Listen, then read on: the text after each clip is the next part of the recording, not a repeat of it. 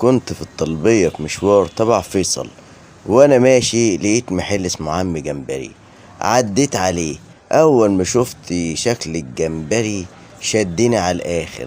رحت للمشرف او المدير، لقيته بيسلم عليا وعرفني 100%، وكمان متابع عندي على صفحتي. قلت له انا عايز اكل احلى جمبري، وعايز كمان حتة فليه، وكمان سمكتين بوري. عمل لي أجمل وجبة وأجمل سمكتين بوري. وشكل بقى الفيليه وهو بيتعمل ولا الطحينة حاجة جميلة جدا، وأسعار جميلة جدا. والبلطي بقى طلبت منه إن هو يعمل لي 2 مشوي وكمان واحدة مكاريلا على السريع. عمل لي وجبة جميلة جدا، وكانت الأسعار رخيصة جدا.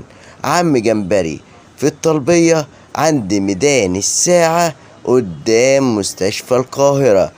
لو انت من سكان فيصل روح هناك وهتلاقي الراجل ده موجود، والمحل اسمه عم جمبري، هيعمل معاك احلى واجب.